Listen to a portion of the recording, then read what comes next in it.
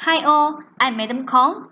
Today we are going to learn about intermolecular forces, van der Waals forces. Are you ready? Let's start. This is the overview of intermolecular forces. There are two types of intermolecular forces, hydrogen bonding and van der Waals forces. Van der Waals forces divide to two, dipole-dipole interaction or permanent dipole, special for polar molecule, and London forces or dispersion forces, special for non-polar molecule and polar molecule. We need to know how to explain the factors that influence the strength of hydrogen bonding and van der Waals forces. And then we are using the hydrogen bonding concept to explain the physical properties of boiling point, solubility, and density of water compared to ice. What is intermolecular forces? Intermolecular forces is the attractive forces between molecules and its strength determines the physical properties of the substance.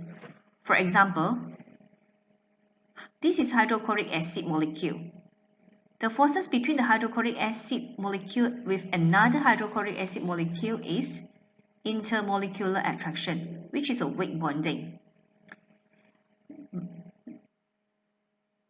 The intramolecular forces between the hydrogen atom and the chlorine atom is covalent bond, which is a strong bonding.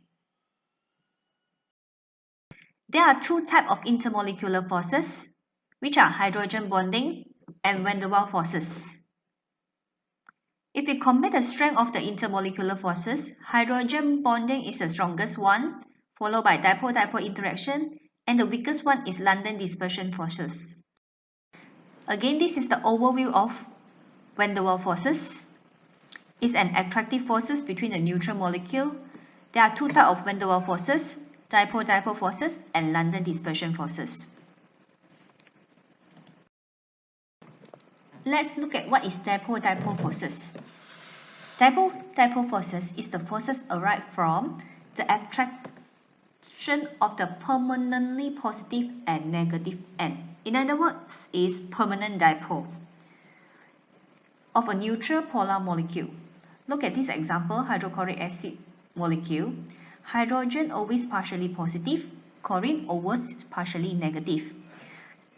Between the hydrogen chloric acid molecule with another hydrochloric acid molecule, we discussed before is intermolecular forces. Actually, the exact forces we call as dipole-dipole forces. Is the forces arise from a neutral polar molecule. Dipole-dipole forces for a more polar molecule will have large dipole moment, then has a stronger dipole-dipole forces.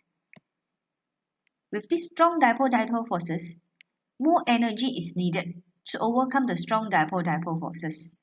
Thus, its boiling point increase.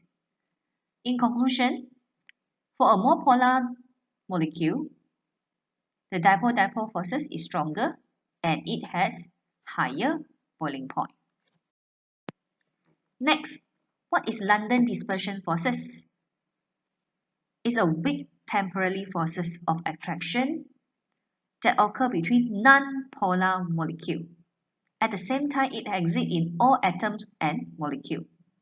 The forces arise because electrons in atom or molecule are in constant motion. They are weak because the temporary dipole change with the motion of the electron. For an atom, it has proton in its nucleus and electrons surrounding the nucleus. So look at here, this is the electron surrounding the nucleus.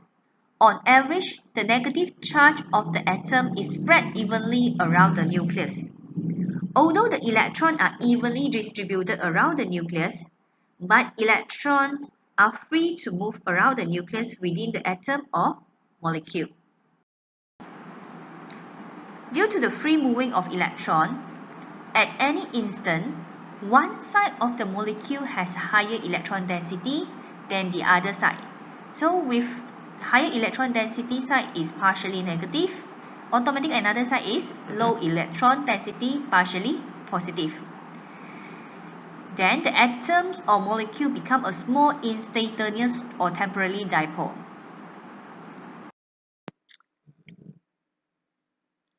When the instantaneous dipole comes close to an atom or a molecule which has even distributed electron initially like this diagram, and since the electrons are free to move around the nucleus of an atom, so the partially positive of the instantaneous dipole, or we call it as temporary dipole, will be able to attract the electron from here. And the electrons over here will move or shift towards the partially positive instantaneous dipole. But the electrons still remain at the atom or the nucleus. After it moved, so all the electrons shifted to one side, and then we call it as induced dipole. So the interaction for the temporary dipole and the induced dipole we call as London dispersion forces, and only significant when atoms are close together. So this is before, and then this one is after. Initially, distribute evenly.